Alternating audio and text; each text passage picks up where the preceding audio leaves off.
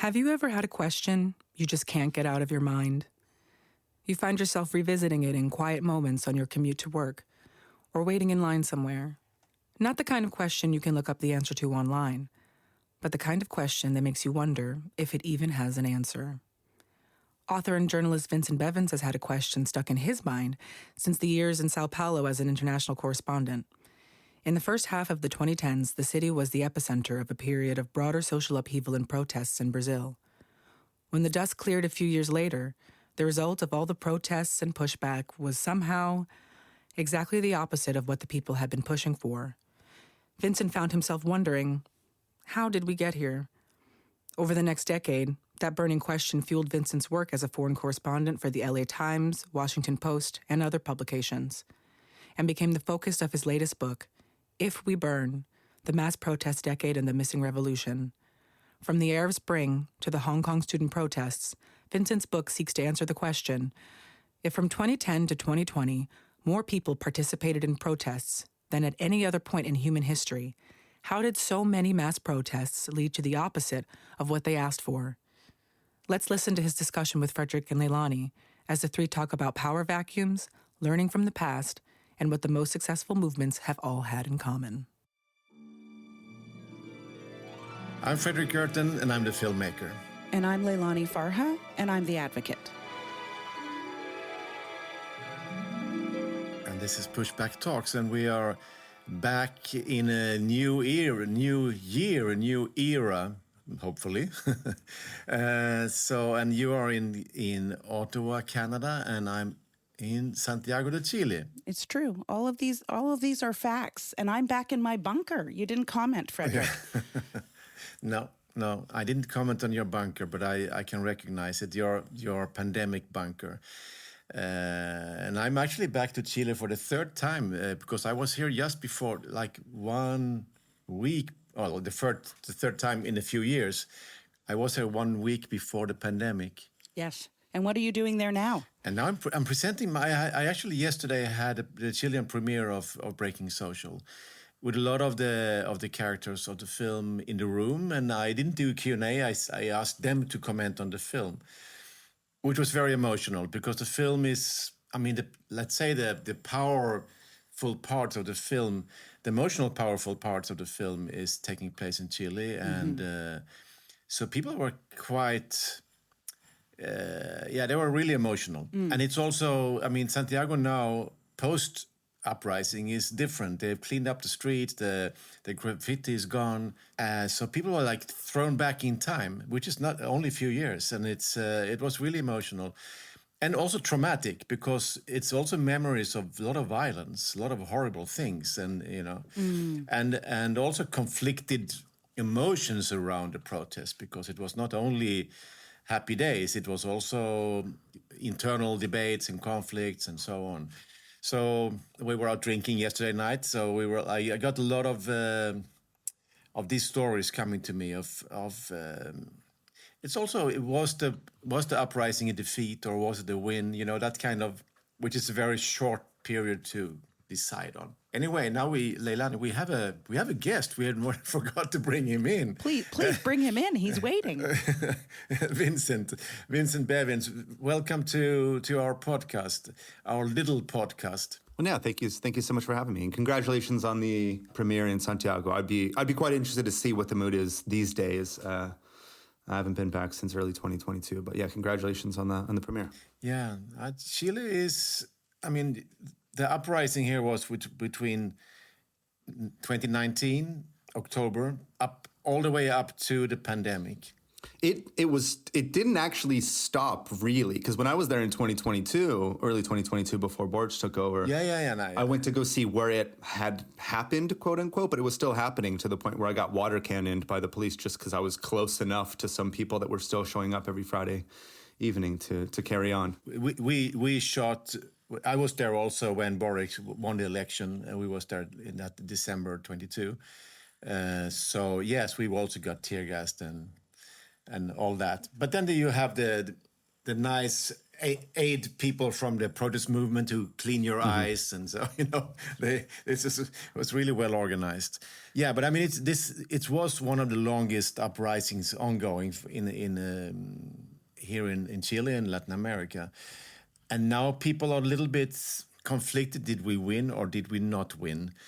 And this kind of sense of we are the almost country. We are the country who almost makes it, Yeah. And then also referring to the Salvador Allende, who was almost creating a kind of a socialist revolution without violence, without taking to the arms. Yeah. And he almost did it. Right. So yeah, and I went to a book release about the design of revolution at the Moneda Cultural Center, the President's Palace, and there was a lot of people from that time there. Also, these designers who made all the amazing art. Mm-hmm.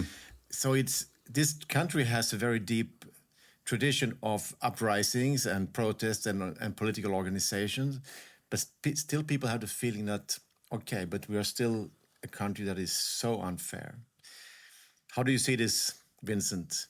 What I find in my work, not only in the Chilean context, but across the countries that I looked at, is that, it's an old truism, but that history is always told in the present and that people always change their view of the past in light of what happens afterwards. Because there were people that I met in Chile after the uprising that started in 2019 that had initially said, oh, we should have gone on longer. We shouldn't have accepted the Boric peace accord.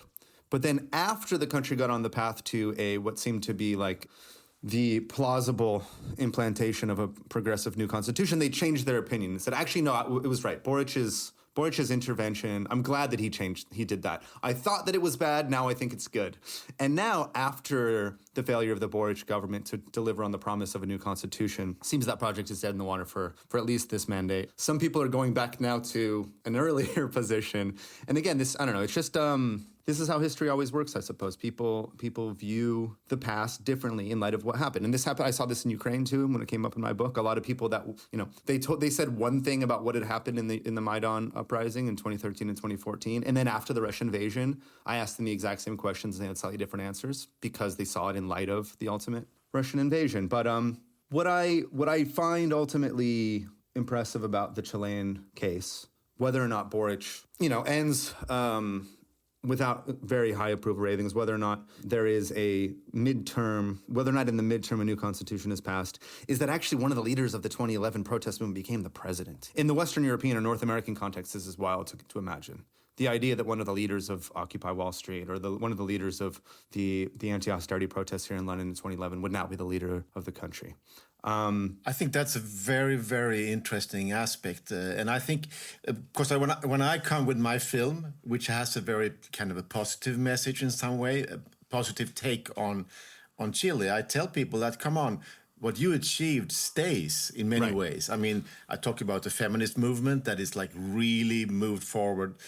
The indigenous people's movements and the status quo in the country has changed a lot.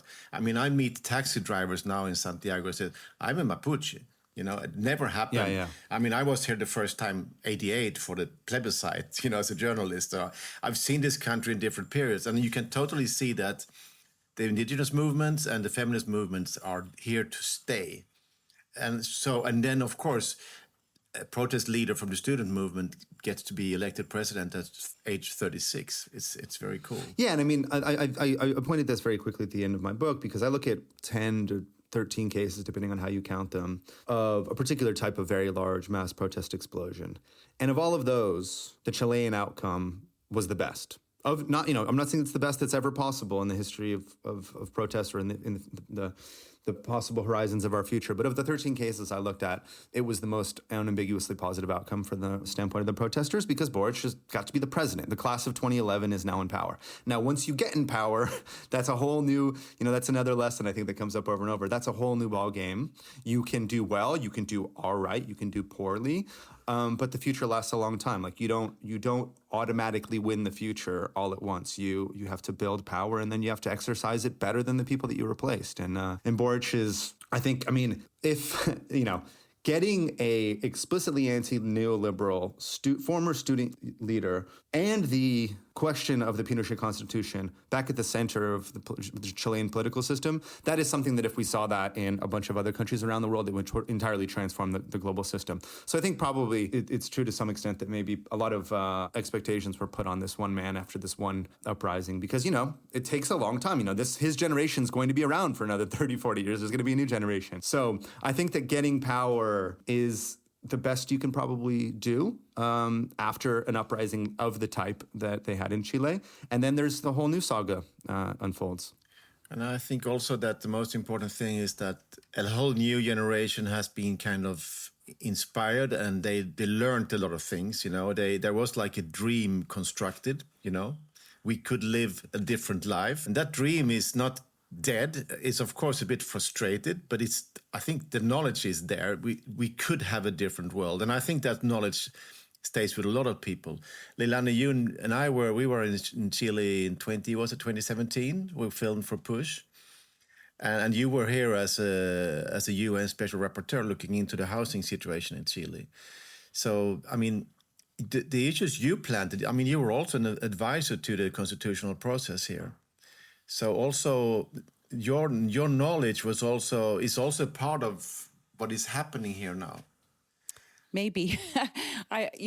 One never knows. And I think Vincent's book kind of explains this. One never knows exactly what contribution you've made to protest to change that results in change.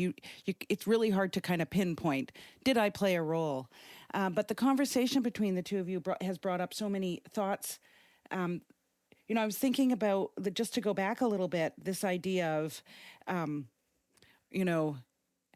how you feel at the beginning of a protest or when you start advocating for change, taking to the streets for change, how that might change over time depending on what happens, and you look back and you have a different view of history. And I think that's actually what it is to be an activist.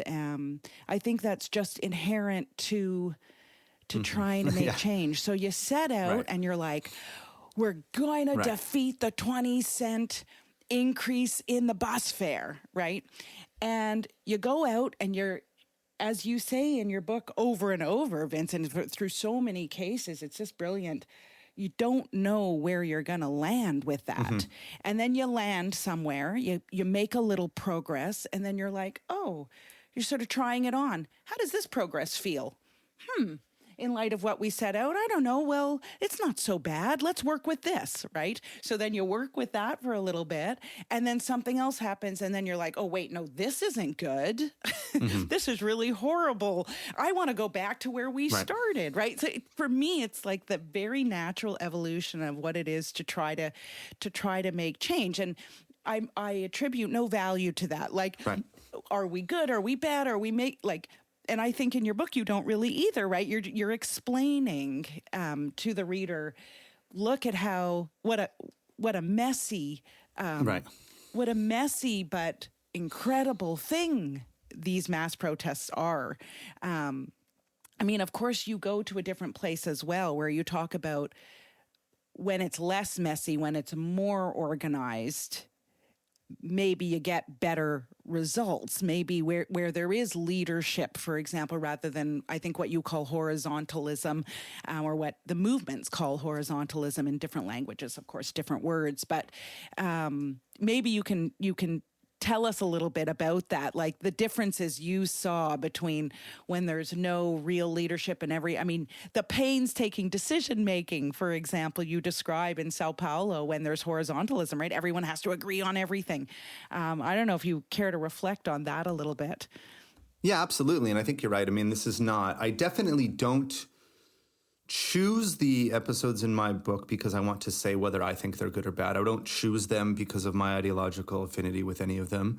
I'm not trying to say which ones are real or which ones are good, which ones were fake. What I try to do is I take the cases in the 2010s in which a protest got so large that it either overthrows or fundamentally destabilizes and forces change in an existing government. So the selection criterion, of course, the one that I made up myself, is quantitative. So if they got big enough to really generate this kind of change, either the end of a government or the fundamental restructuring of a government, then it's in the book. And then what I try to do is really just tell the story. I try to go in order chronologically of what happened. I try to start at where the original organizers are, what they want to achieve, what they say they want to achieve, what causes or what contributes to the explosion of humanity onto the streets, and then what happens later. Because a lot of these cases, I think people that were paying attention to the news in the 2010s, and I mean, this is certainly true for me, and I work in global media. I remember seeing the sort of very inspiring initial explosion, but I kind of lost track of what had happened later. Like a lot of the people like me, foreign correspondents, kind of went away after that really, that set of amazing scenes at the beginning. So I try to trace in every case what happens. And I try to talk to the people that were around at the very beginning that lived through the explosion and stuck around to watch or live through or often suffer through the final consequences, to ask what they learned. I mean, you do what most journalists don't do. You actually return and searches for a deeper understanding with some kind of historical perspective. I think that's what we all need to do much more. So, yeah, sorry, go on. Yeah. No, please. I really appreciate it. And I was very lucky to be able to do this, right? Like, as I try to make explicit in the book, people in my profession, I mean, my profession is in crisis journalism, is, like really more and more difficult to practice. So I was very lucky to have the resources to go back. But you're right, like, and this is in the narrative. This failure becomes part of the story. The excessive attention paid to the surface level analysis of an inspiring image really ends up not only changing the way that we as viewers or readers understand these events, but they actually change the events themselves. And this happens in Brazil in very strange ways. And this is the uprising that I lived through in 2013. And so this is the one that I pay the most attention to. But yeah, to get back to your question, Leilani,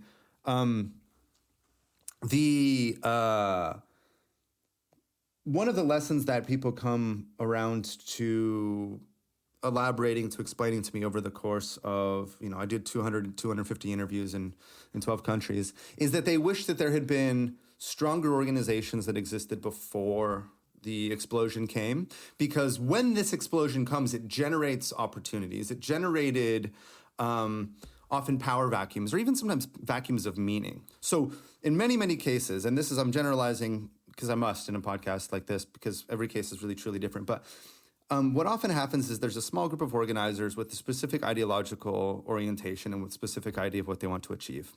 And then a whole lot more people enter the streets because of some crackdown, because of some kind of trigger that gets society really motivated to participate. And then if the government is overthrown, or if the government is so destabilized and so scared about holding on to power that they're willing to give in to concessions, this now generates a new set of opportunities that, tragically, a lot of the original organizers found themselves unable to take advantage of. And this is related to the dynamic of a protest itself. I found that protests, particularly the type of protests that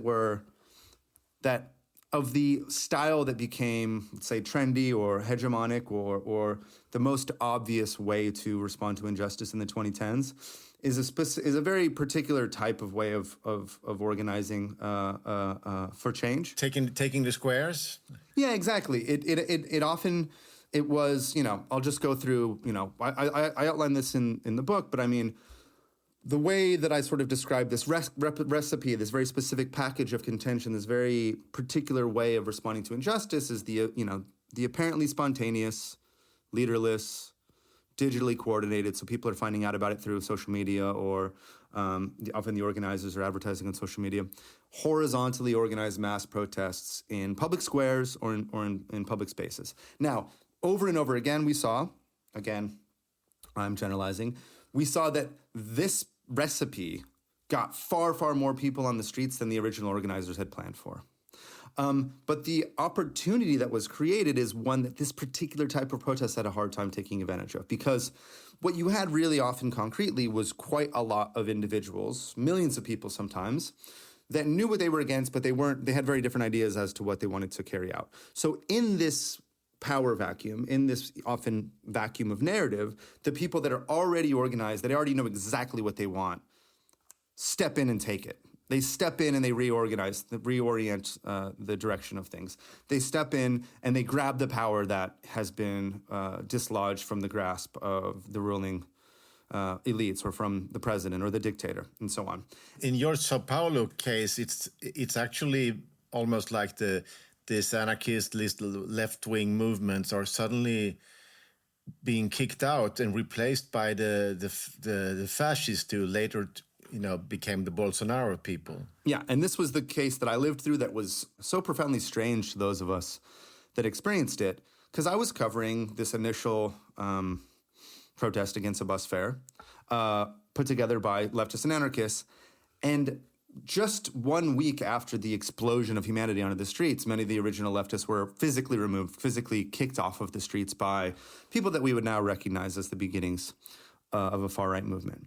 Now, in the case of Chile, I still think that you do kind of have an explosion which has a hard time itself speaking very, very clearly. It ends up falling to the people that are already in power, the people that have been, as we said, organizing protests for 10 years. They can kind of step in and say, well, this is what this thing is trying to do. We will provide this path forward, and this will be the resolution to the explosion. And that resolution appeared, and this is where it gets more and more complicated.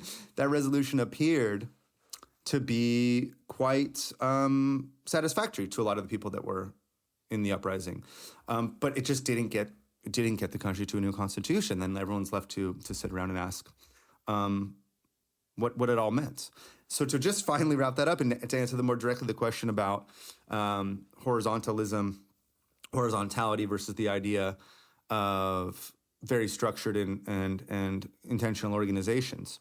In the Brazilian context, the original leftists and anarchists that put together the protests against the bus fare rise believed fully, now some would say even dogmatically, in a form of organization in which there was no leadership whatsoever. Not only was there no leader, they would not even assign roles, like everybody would do everything. No one would be a spokesperson. Everybody must come to full consensus as to decisions. Now, this worked quite well for 8 years, from 2005 to 2013, because there was only a few dozen of them. They all had basically the same ideas as to what they wanted and how to organize. And yeah, they would have to have meetings for 12 hours, 14 hours, but they could do that. they would do it. Yeah. In retrospect, they complain a lot about those meetings, but, they got together the protests that they were trying to organize in 2013. What happens when millions and millions of people are on the streets? What happens when millions and millions of people are on the streets is two things. One, they failed to quickly come to a decision as to how to pivot. What's their new direction? Okay, they've got this 20-cent bus fare rise, but seems the whole country is behind them. There's a huge burst of energy. They can't get together and decide what to do. They are physically exhausted. They're beaten down. A lot of them are injured. They just can't figure out what the next step is. And two, as thousands of Brazilians try to join their group, they actually want to join the free fare movement. They're inspired by the risks that they've been taking in the streets. The free fare movement, the original organizers, doesn't know how to integrate these new people, because this is a tight core of 30, 40, 50 people. And if you invite in thousands more people, but everyone gets an equal vote, then there's no more free fare movement. It's just whatever the new people think it is. Or if you create sort of a training program, like a 2-level, what would be called like cadre formation or political education in some of the older movements, which would be more familiar in the 20th century, that was seen as the reintroduction of hierarchy. They didn't want to have hierarchy. They wanted to be fully horizontal. So they couldn't respond to the success that they had. And then other groups rushed in. There was the beginning of the Bolsonaro movement, and there was another group that I discussed a little bit in the book that explicitly copied their name, that tried to trick people into thinking that they were the same thing, tried to trick people into thinking that they were grassroots and horizontal, but really they were well-funded, well-organized, and bloody-minded about what they wanted to achieve, which was a more right-wing Brazil. And, they were arguably successful in helping that come about. They certainly established some leadership position in a new protest movement, which pretended to be the same type of thing, but pushed the country in an entirely different direction. I think this is so interesting. Quite often, when I talked about my film and pitching it and so on, I said, I think there is a relation between all protest movements in the world, that they are extremely angry. People are angry about the corruption going on, the kleptocracy, the growing divide. People are frustrated, and then it kicks off with the bus fare, the metro fares, or right. Or the Gezim Park story in Istanbul, right. where it was about building a shopping mall in a beautiful park. Right. And then you start with like a few environmental activists, and suddenly 4 days later you have 2 million people on the street. Right. And of course, at that moment, you see a lot of other people enter. I mean, in the first images from Gezim Park, it's also the football fans are there. You can also see that the hooligans in Egypt. You could see the same here in Chile. The first images, the first days of protest here, there was a lot of football ultras also out there. And of course, they are also living the same consequences, but they are also very good at fighting the police. Right. So you get a lot of new kind of experiences into the game. Right. That is it's very hard to control. Right. And it's all, I mean, you as a journalist entering, you can also get beaten up, Yeah. It's not a friendly place all the time. Right. And I think, and that's my point maybe, this is a movement that can't negotiate. They can't make a deal with anyone because it doesn't have one voice in that sense. Yeah, and this was something that many people looked back on with a real sense of loss and tragedy. Like we had this opportunity, we created this opportunity, but at the moment that the government really wanted to give us something, we couldn't say what we wanted. Now, another way of responding to that dilemma is, well, the government should have known. They should have radicalized in the way that I wanted them to. But if you look at, as a journalist, I went to, I spoke to all the parties on the different sides of these explosions. And in the case of Brazil, the government couldn't figure out what to do. The government at the time in 2013 was the center-left administration of Dilma Rousseff, a former dissident who'd been tortured by the dictatorship. She didn't want to crack down on protests. She wanted to give protesters what they wanted. She couldn't figure out what it was. And this is something that was happening at the same time in Turkey. After the Gezi Park explosion. And you pointed to another dynamic which popped up everywhere. And then again, this was not something that was planned for, but very strangely, the way that particular protest explosions tended to turn out sometimes depended to some extent on whether or not football ultras in the given city were left-wing or right-wing. And this is something that, I spent a lot of time talking to the Free Fire movement, this original group of leftists and anarchists in Brazil, about this dynamic. And they thought, well, we had sort of always thought of the streets as the place of the people. We had thought that the streets belonged to progress. But, in a very physical, concrete sense, we chose a terrain of struggle on which some people are going to do better than others. And the people that do best in extended street battles with the police are football ultras. And that's what it was. In the case of Gezi Park, they happened to be left-wing. In the case of Ukraine, they were right-wing. And famously, this ended, this is still, has some, the consequences of that are still discussed, sometimes overestimated, I think sometimes underestimated in the war that's still happening right now in Ukraine.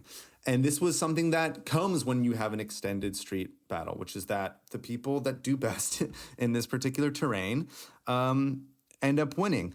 And the Free Fire movement came to the conclusion that, maybe we picked the wrong terrain. What we really care about is working class Brazilians far from the city center that suffer the most from the cost of transportation, but we chose the middle of the capital, the business capital, where people tend to be center-right, because it turned out that the people that come to the street are a very particular set of individuals. It's not always the people that you imagine. It's not always the people that you want. You can move that to Paris also. To help. But again, all of these strange discussions only come after the unexpected success. And this is really what I try to make the main point that is the introduction to all of these.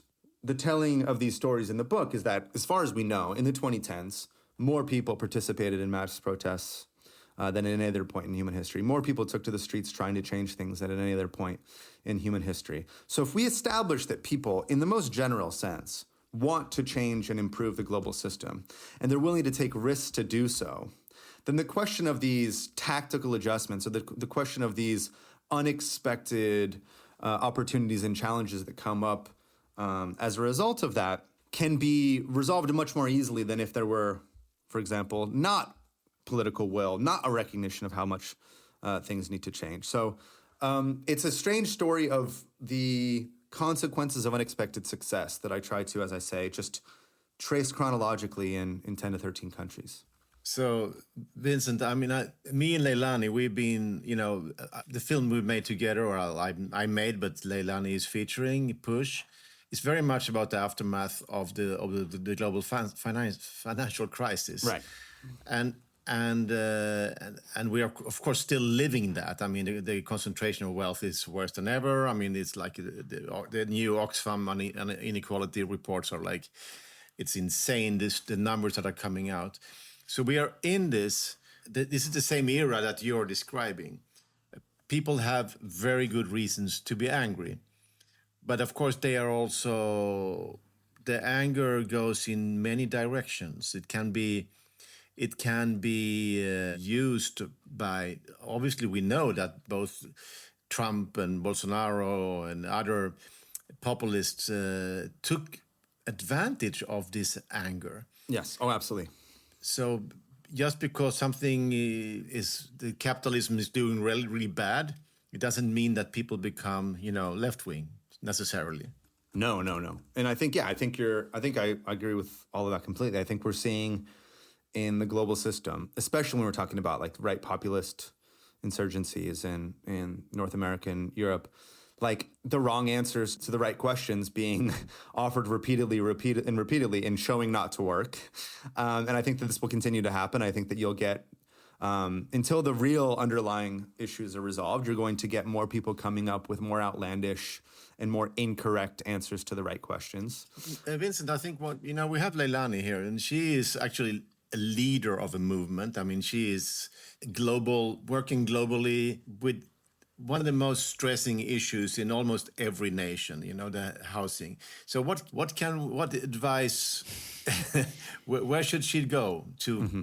I mean, because I think that issue of the housing is, you can see it boils up now in the UK where you are right now. It's a very big issue in the US, in Sweden, and like almost everywhere. Oh yeah. How can that movement make steps forward? And I mean, Leilani, this is what you are thinking about constantly. Well, I'm sure I'm not going to say anything that she doesn't know, I'm sure. But what I could say that came out of my reporting in Brazil, for example, the organizations in Brazil that tended to do best in confronting this challenge of changing circumstances were that the organizations that had the structure to survive, but also the flexibility to shift, were organizations which have a long-term vision, but also help out people every day right now. And the two ways that I find social movements in the South American context helping working class people right now is either by giving them land and food or by giving them housing. So in the Brazilian context, some of the more, as I say, democratic and structured, but also flexible organizations are ones that get people involved in a bigger political project, but also help them right now to live somewhere safely, cheaply, or help them right now to eat every day. So I'm sure she knows about the MTST in Sao Paulo, which played some kind of a role in 2013 and has, put forward one of the more, maybe kind of something like the Boric of South America. So I find that these two issues are really great organizing. They're not, it sounds a bit cynical to call them organizing opportunities because what you want to do is help people. But when you're helping people, they also get involved in organizations that help on these things that are really pressing to a lot of people. And the issue of housing is something that people need relief right now. So that's what I've seen as really some of the more inspiring organizations that made it through the the dark winter of the Bolsonaro years were the MST and the MTST, because they have real structures, but they also have democracy, they help people right now. They don't just ask them to wait for the shining socialist future to appear. They're helping them day in and day out on things like housing and food. Yeah, I also met with them for screenings of Push in Sao Paulo, and you've been there many times. But Leilani, what do you take out of all this from your work? There's so much to say. I mean, I'm not sure that I'm leading a social movement yet, and that we are actually somehow, we're certainly not a global movement yet, although we're at the shift, we're working at connecting neoliberalism in housing, tenants who are living under the rule of financialized actors, private equity firms, big development companies, et cetera. And so I think we're not there yet in a way. I mean, there are lots of local movements that are doing incredible things. And I think, as you said, Vincent, doing the double play of challenging the neoliberal policies in place while also trying to protect tenants and keep them housed and keep them from being evicted. And I mean, your book doesn't touch on Spain, but of course there have been mass movements in Spain around housing in particular. And Ada Colau, the former mayor of Barcelona, got elected that way. It's not different from Boric in a way, her rise. Yeah, Ada came she came from the movements, and also the Podemos party in the Spanish government right now is totally came out of the financial crisis. So they are also in some way movements that made it all the way to the government. Mm-hmm.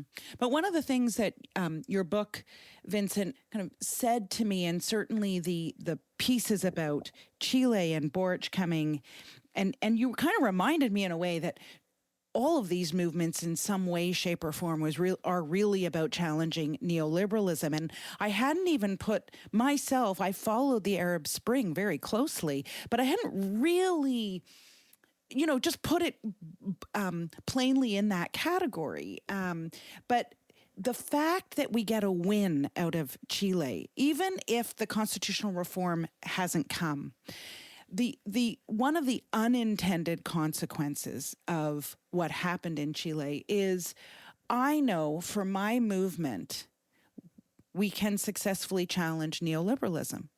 Because they did it in Chile, and Chile is understood as one of the most neoliberal places on the planet, right? Right. With deep roots in the Chicago Boys and all of that horrible Milton Friedman stuff, right? So there are these moments for me as an advocate where of course, I'm a global advocate, so I'm scanning the world. And even with the Arab Spring, which is, I spent time in Egypt. I did a mission to Egypt as UN Special Rapporteur. I was the first rapporteur invited in after 8 or 10 years, and it was a complete gong show of repression for me and for, more importantly, the people I tried to interview.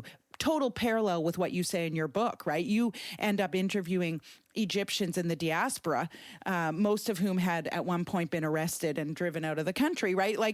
Same with me. But the unintended consequence of the Arab Spring for the world, from my vantage, is the world started to look at Arabs differently. Mm-hmm. And, right? Oh, even myself, I'm an Arab. Right? And we're like, oh, Arabs rise up. Oh my gosh, Arabs actually challenge dictatorship, right? They do care about their however you want to describe the Arab Spring, like they care about living in poverty, right?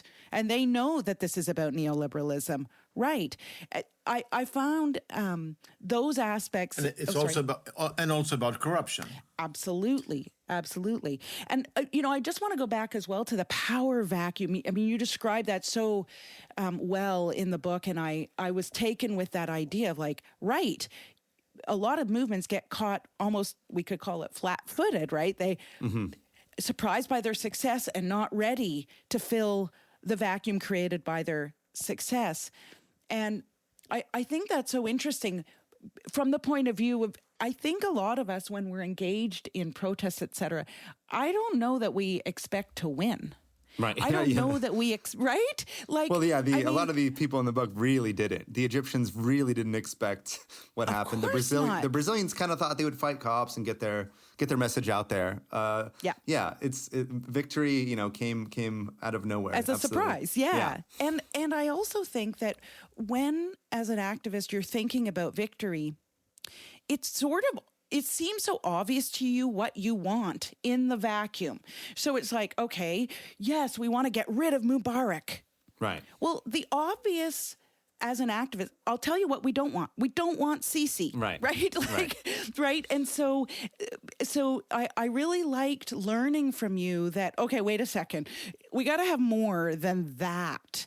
And I'll pivot to just mention, of course, we're in the midst right now of I don't know what you want to call it, global mass protest about what's happening in Gaza, questions around genocide, witnessing real-time ethnic cleansing, et cetera, et cetera. And I've been irritated by some discussions on the fringes, when this is over, who shall rule Gaza? Who shall be in authority, right?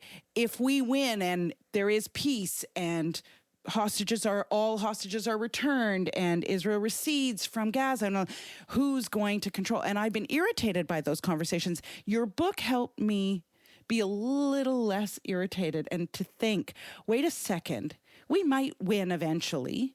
And we do need to make sure, from my point of view, that there is Palestinian self-determination as to who is going to, govern for Palestinians. So just lobbing that your way. No, you mentioned two things that I think connect really well. But before I get to that about Egypt and Palestine, I think that it is right to call a lot of the uprisings in North Africa anti-neoliberal, but Boric made it really, really explicit, right? He said, he himself said, if Chile was the cradle of neoliberalism, it will also be its grave. And I don't think that he's buried it yet. He's, this is a new generation that's just taken power.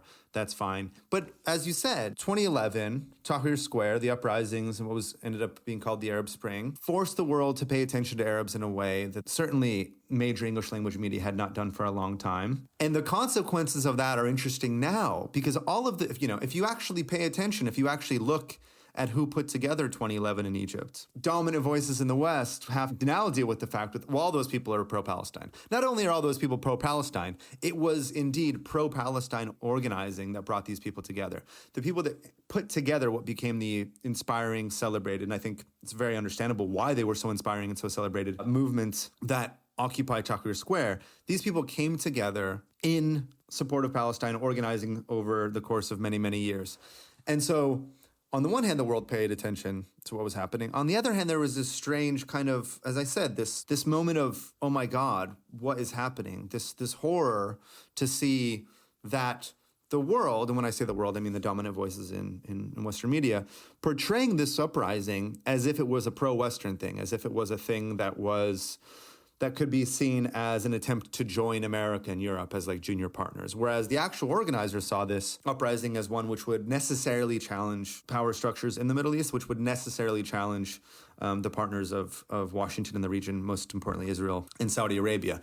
And so now in 2023, 2024, at the end of the book, I say, it is conceivable. I don't want to, I give myself such a hard task in telling such a big story in the 2010s. I don't want to do any predicting, but I say, it is conceivable that 20s will be even more so the decade of mass protests in the 2010s. And we're seeing the return of huge outpouring of humanity onto the streets in support of Palestine or in opposition to certain Israeli policies. And I think that, in some way, people are forced to listen or pay attention to Arabs as human beings in a way that was not happening until recently. I think it's not enough still, but these are the dynamics that we're living with now. As you point to, the long-term resolution will matter, and it doesn't have to come together right away. It is something that people will continue, hopefully, to organize around, to get together with other human beings in order to work on in the wake of the tragedy of the last few months. I think that these 10 years you're writing about has actually, the Arab Spring is still a success story in some way. I think the Occupy Wall Street is also a success story, even if it doesn't look like it. But I think all these movements changed the conversation, changed the understanding. Now we know that neoliberalism, we know that the trickle down never worked. You know, the 1%, everybody knows what it is. And I think that's really, we changed the understanding. Leilani's work that we shared with Push, Housing is a Human Right, it's also changed the conversation. Right. I think we're entering this, we're in this new era where I think people know what is wrong. There's still, we don't really know how to change it. And we are all confused about why the populist right-wing movements are taking so many votes everywhere. Right. So we are still in a confused situation on how to move. That's quite clear. But I'm not as pessimistic as many seem to be sometimes. We're judging history from a very short perspective. Because I think there is so much knowledge and experience in many people right now that can again explode into new and hopefully also better organized protests. Yeah, I will agree with that. I think I agree with all that with one small distinction, I would say. Just personally. My personal take is that Occupy Wall Street was absolutely a success and that the Arab Spring has not yet been defeated. That it still carries the possibility of becoming, in the long term, a real success. And that depends on what happens next. That depends on what we, and most importantly, the Arab people and the rest of the power structures that exist do over the next few years. But that's the famous, this is my idea. This is the famous title of that book by Allah. We have not yet been defeated. In the case of New York, absolutely, even though in a strange way, Occupy Wall Street was actually a copy of Tahrir Square and perhaps wanted to shut down New York in a way that it didn't actually. It absolutely changed the conversation about politics in the United States. A generation, my generation, I didn't have exactly this relationship to Occupy Wall Street, but a lot of people my age heard about certain progressive ideas for the first time as a result of Occupy Wall Street, and that changed the political trajectory of my country, and I think in ways that would absolutely line up with the original goals of Occupy Wall Street. So I think it's a success.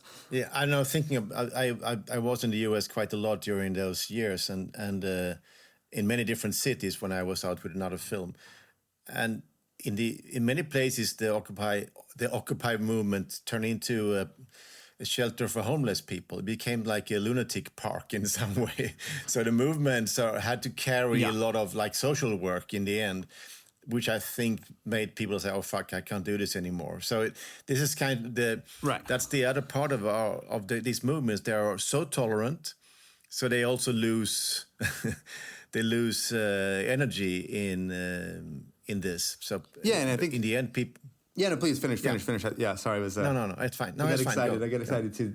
Yeah, please. Well, I'm going to jump in just to say you didn't mean to imply, Fredrik, that homeless people are lunatics. I don't mean that, but to be honest, I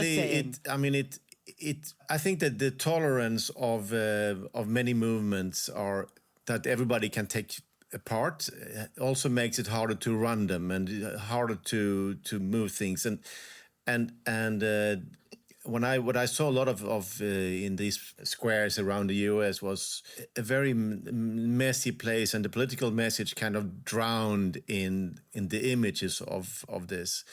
I don't think the Tahrir was the same. It was probably much better organized. You had elements in Tahrir. That you had young kids living on the streets in Tahrir Square. But again, what happened in Tahrir Square is that there was only the 18 days between the occupation and the fall of the Mubarak government.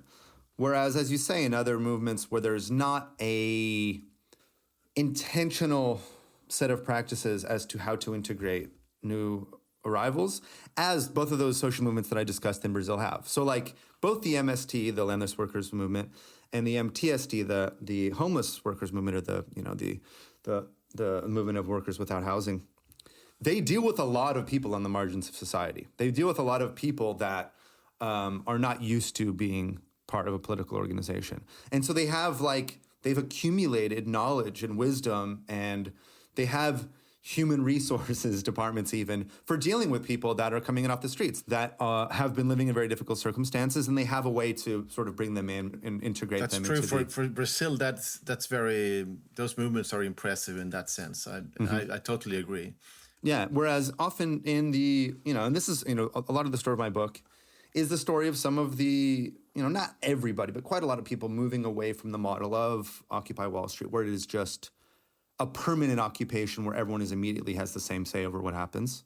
Because it became very difficult to sustain. And then, as the decade wore on, governments realized you could just you ignore the people there. And eventually they're going to have to go back to work, or they're going to get cold, or things are going to get chaotic. And so a lot of, movements changed their ideas as to the efficacy of this particular tactic. And in Brazil, it was very, very, a bit tragicomic. Comes up very, very briefly in the book. But they tried to occupy Sao Paulo. And one of the organizers that I spoke to for my book said, well, we found out very quickly that downtown Sao Paulo is already occupied. Like there's quite a lot of there's quite a lot of people, living morning to night, doing whatever they can to survive down there. We couldn't really survive out there. It's Sao Paulo's already occupied. There's already enough of a statement as to how bad things are in downtown Sao Paulo. All you have to do is look. And so it didn't really take off. Cracolândia, they call it. Yeah, Cracolândia, which I live, it's right in front of where I used to live in Sao Paulo. Yeah. So there was a few tents, but no one slept in them. No one really felt safe sleeping in the tents because, the occupation had been produced by the global system and by poverty. There was already all the evidence that elites needed that things are bad. But the evidence itself that things are bad and that people are upset, as we've been discussing for a while. Yeah, exactly. Doesn't get you over the line to producing that new thing, which requires often quite a lot of, human beings working together in an intentional way to build a better future.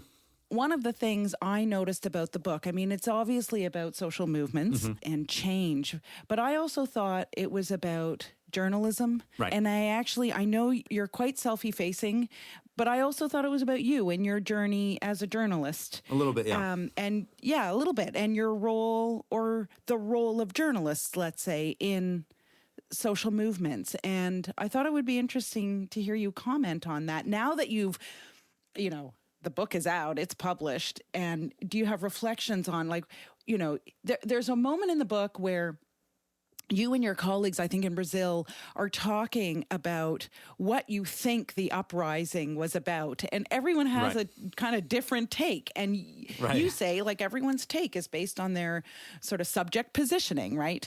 And maybe you could just reflect on that a little bit. And what is the role of journalists in social movements? And of course, there's the issue of social media. Right. Yeah, no, thank you so much for that. So I would have loved to never be in any of my own books. I would have loved to never speak about myself. So I'm in this book more than I want to be.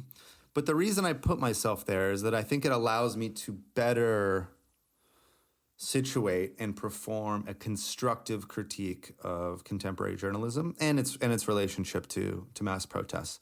I think that journalism has always been imperfect at the best of times. It's really... I think in crisis, perhaps existential crisis right now. So to be honest about its failures, I think is necessary for strengthening it and trying to save what is good in it. But, going back to that recipe, that package, that particular type of way of responding to injustice, the apparently spontaneous, leaderless, digitally coordinated, horizontally organized mass protests in public squares. I think two things emerge from my conversations that relate to media that are interesting. On the one hand, a lot of the people that I interviewed for the book came to the conclusion that this particular form relies too much on people like me for the movement to be effective. That people like me, people in my class, the class of foreign correspondents at the outlets with the biggest microphones in the global system, corporate media in the United States or Western Europe, end up imposing narratives or imposing meaning on a explosion of humanity that we don't quite understand. And you just pointed to the ways in which that happened with me personally. In the case of Brazil 2013, concretely, millions of people come out to the streets. It is right to say that they come out after the original leftists and anarchist organizers, that they come out after the original leftist that they came out after the original leftist and anarchist organizers have called for lower public transportation costs, but it's not really clear that they come into the streets behind them. These millions of people often have their own reasons, maybe millions of reasons, perhaps more than millions of reasons for being in the streets. And so me and my colleagues were tasked with this impossible project that really should have never fallen to us of explaining what was happening. And so we kind of saw what we wanted to see. Yeah, and I don't think that we did this on purpose. I think, looking back across the people that I had known for many years beforehand, I could see why each person, how each story that was told, lo and behold, lined up with their own ideological assumptions. So a lot of people told me that they thought was a weakness of this particular form. And if you look back at the history of protest is always, I think, fundamentally a communicative action. So if your message is scrambled, that's a big problem. If you don't control your message, then at least when we're talking about protest, that's a problem. So many people came to the conclusion that they don't want to rely so much on people like me in the future. And then the other side of this coin is I think that people like me failed. Like we, as difficult as this task was, as Frederick already mentioned, a lot of us showed up for a few minutes, posted stories or images that looked quite cool and then went away without really interrogating what was really happening beneath the surface or sticking around to see who wins and loses in the long term. We often interpreted these very complex and often anti-neoliberal uprisings as just the inevitable progress of history, according to the script that had been laid out by Francis Fukuyama or, George H.W. Bush in the late 80s and early 90s. And so this is something that is part of the story, for better or worse. I think for worse. I think that the mediation of the protest becomes a fundamental part of the story. And as I hinted at the beginning of the conversation, this did not just affect the way that the rest of the world and history understood what happened on the streets. It changed the streets. In the Brazilian case, just because that's when we've spoken about the most, we talked about this moment where the incipient far right shows up and throws out the original left-wing protesters. This new wave of people would not have come into the streets and would not have come into the streets with a different idea as to what the streets were doing, what the streets were asking for, if they had not received a certain message from the center-right Brazilian media that came up with their own explanation for what was happening. So media is really a part of the story. I'm not really a part of the story, but by talking about my own subjective experience as a foreign correspondent in these moments, I thought I could do a better job of shining a light on this strange role that we shouldn't have played, but we ended up playing. We talked that before the show here, Lenani, because when I shot my film here in Chile, I tried to go not to a place where most news media would go. The story was always like the violence, right. That's always good TV in some way, snippets, boom, boom. It's been like that forever. For a very long time. Yeah. So I focused a lot on people who are taking one step from being passive to be active, people who are expressing themselves in the streets, who are out there and smiling and singing and actually in some way enjoying freedom. Right. It's almost like taking the future now. Right. And I think that's very much the beauty also of taking to the streets is sometimes the media has a tendency of going for the boys who are throwing stones. They always take over the story. Right. When I think that's maybe the most important thing are all the others. Right. In Chilean case, the women. The women totally dominated the street, and they found new ways of expressing themselves, and the message coming out was justice, dignity, hope. It was like beautiful, basic human aspirations of a better world. Mm-hmm. And what I found strange, as a strange result of that dynamic that you just outlined, that the cameras like always run to the guy with the mask on and throwing who's getting tear gassed, who's throwing the tear gas back. I found some people tell me at the end of the decade that they believe that they internalized that logic, that they started doing the stuff that would get them media coverage in a way that was good for getting the story out in the West, but didn't really help them win the battle against their enemies locally. No, I think it's in many ways. I totally understand why people throw stones back, but I also I also think that it is kind of counterproductive. And in a city like Santiago here, people got tired. Even people who were totally 100% in favor of the demands, they said, "Okay, I don't have energy to go to downtown. I don't want to pass Plaza Dignidad because it's too heavy, it's too bitter, it's too, you know." So and I think when they lost the plebiscite, of course they lost it here because of about the Constitution. Right. They lost it because the right wing and the strategic communications experts found weak points that they could go for. And, you know, if you vote yes, you will lose your job. You know, I mean, all the classical ways. So if you vote yes, there will be no Chilean flag anymore. A lot of really stupid lies. That is like a part of the new modern strategic communication. But they also lost that people were tired of this conflict. Yeah, and I think that one thing that comes up in the book is that throwing stones is a tactic, and I think there can be a right moment and a wrong moment for any tactic. And so this is a lot of, this was a conclusion that people came to. Like, well, we realized that these tools, these tactical possibilities, are ones that anybody can use. And there's a right time to use them, and it depends who's using them. Taking the streets isn't necessarily progressive, as we saw throughout the decade. Our enemies took the streets. We could lose the streets. There could be a right time and a wrong time for everything. And, certain tools can be used by people with our goals or people who oppose our goals. So, yeah, I had friends.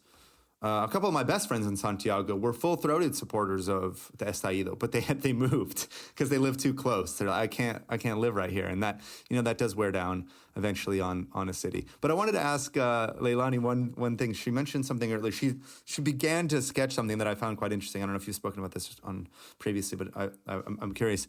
It sounded like you said that what could be envisioned is like a truly international or like a global organization in defense of housing rights, like a transnational tenant union or like a tenants international. Is that what you were describing?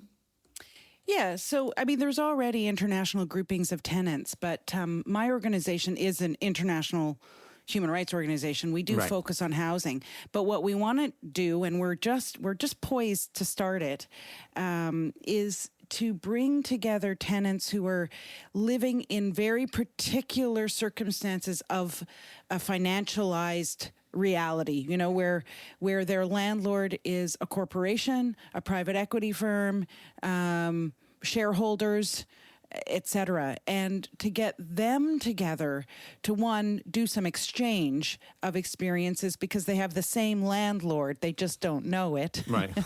And they don't know their landlord.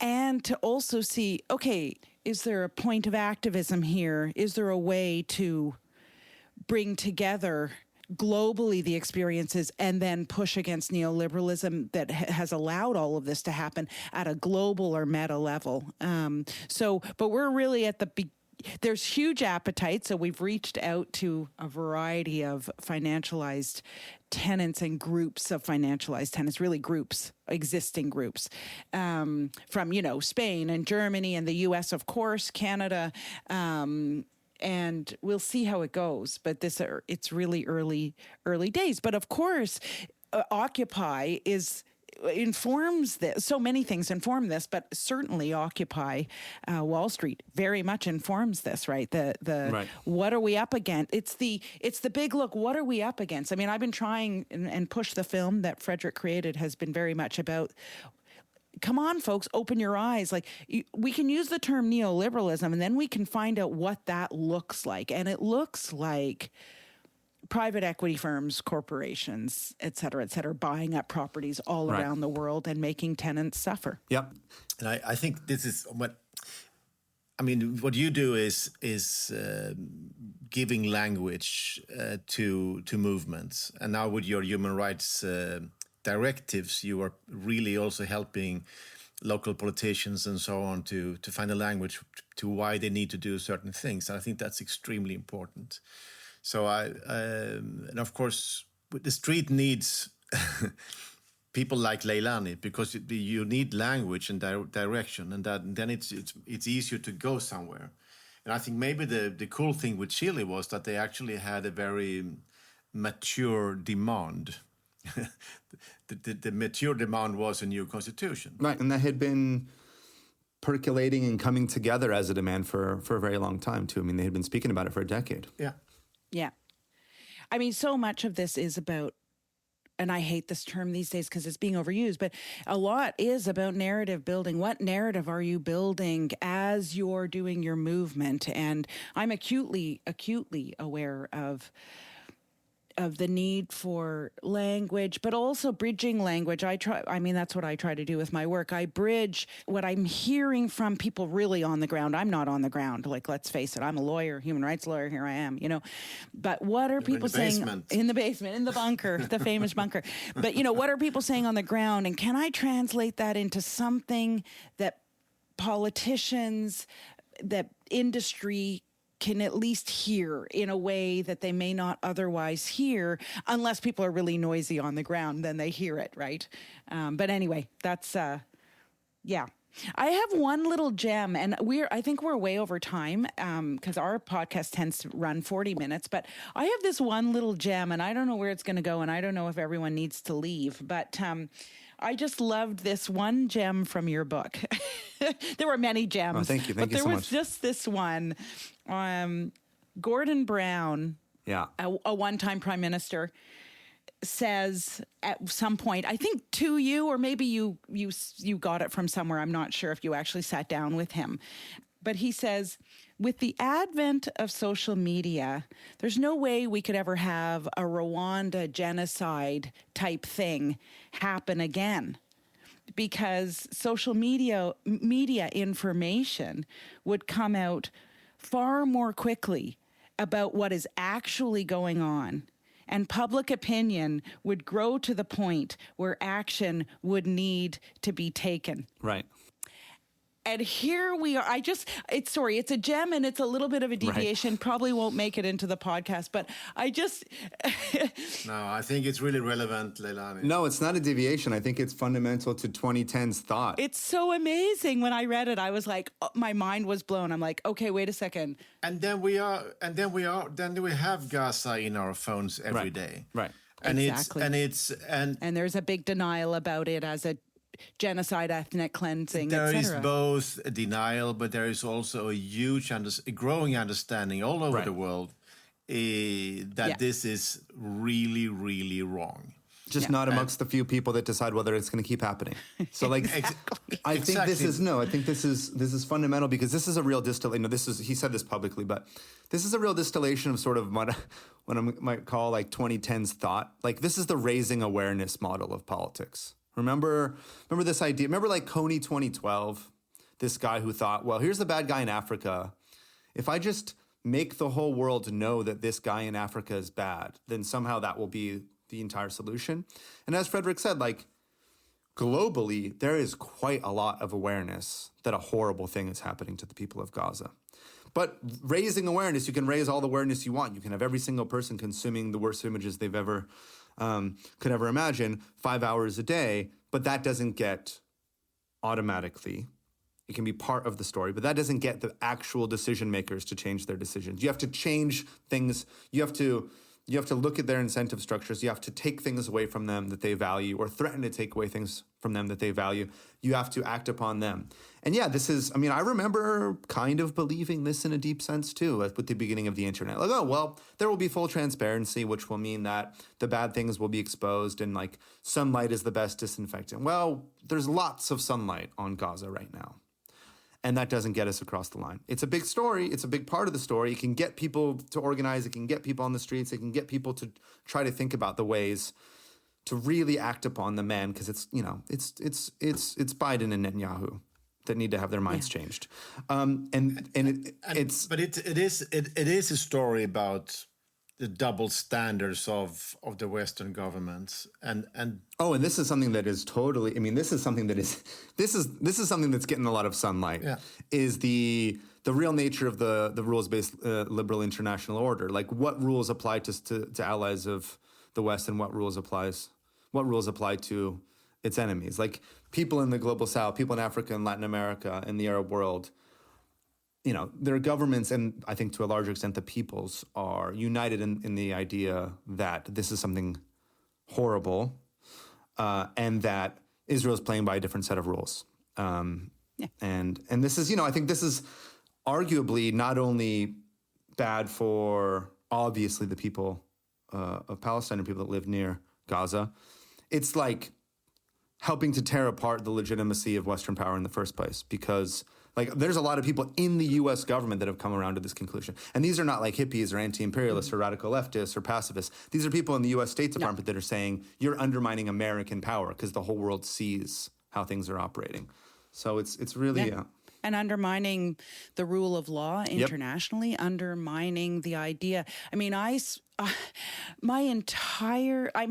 a lot of self-reckoning going on for me at the moment, because my entire work life has been oriented around a belief in international law. Not that I didn't see its weaknesses, its frailty, its patheticness. I mean, of course I knew all of that, but right now we're in a moment, at least from my perspective, where it's like, okay, I understand now that maybe that's all a myth, or it's being allowed to be a myth. And it's, I have to say, for me, it's been very destabilizing as an advocate who's invested a whole lot. I mean, I was within the system. I was a special rapporteur with the UN for 6 years. I mean, I believe in the idea of a common set of rules, laws for the world, that just to make us better people and to make it a better place. The Earth, planet Earth, right? To make it a better, more livable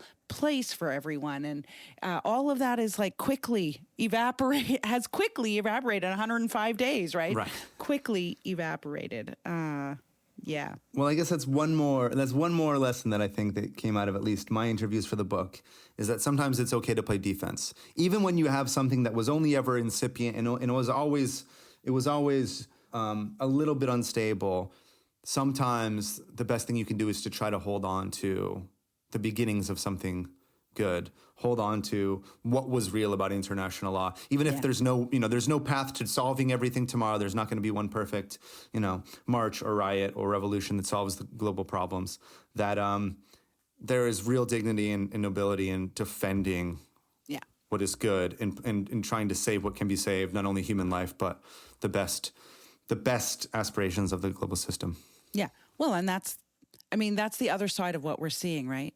Without it, we are clearly lost. And that's being exposed for the last 105 days, right? Yeah, if this really opens the door to real barbarism, right? Because as you say, there is sunlight on this. People are seeing this. And Colombian President Petro made a point that I thought was really devastating. And when he linked Gaza to climate change, he said, well, basically, if the West and its media can justify and hand wave the active murder of people in this part of the world, imagine how easy it's going to be for them to ignore people that are killed by climate catastrophe. When there's no clear person pressing the button to drop the bomb, imagine how easy the world will be able to put up with millions or billions of people dying in far-flung corners of the world when the story's a little bit more complicated. And so we're really, I think we're really at an inflection point, a turning point for the global system. Are there rules at all? And the rules were, as you say, always imperfect, always structured in relationship to concrete power. But if there's not, things can get a lot worse even than this. So I think, as I said, I think there's nobility in defense when that's the game to play. It's certainly a turning point, and that means that it can also turn into a very interesting and positive direction. Because I think that the knowledge and understanding is already out there. Friends, I think we talked a long time. We did. It's been. I actually could go on for because. Me too. I could talk to you forever, Vincent. Because I really been taking out a lot of understanding from your book, Vincent, and this will stay with me for a long time. So I'm really happy that you could give us time to be a part of our podcast. So thank you very much. Thank you, Leilani, again. I hope you don't have too much snow. It's only 31 degrees here in Santiago, so it's... It was minus 19. Oh, not more. That's decent. Like, yeah. Wow. Yeah. Well, thank you so much to both of you for the interest and for your time. And yeah, best of luck with is it an ongoing film tour? So yeah, best of luck with all of the promotion and everything going forward. Yeah, it's opens on theaters in Chile today. So I'm doing a number of more Q&As here, but I'm coming to the UK for release this spring. So if you're there, we could maybe make something together. It would be fun. Yeah, please let me know. I should probably be here unless I get sent to some strange country again. Okay, take care. Thank you so much to both of you. And just to say, Vincent, your book is a huge contribution. Oh, thank you for so someone much. like me, huge contribution especially. So thank you. So much. No, thank you. Take care. Bye.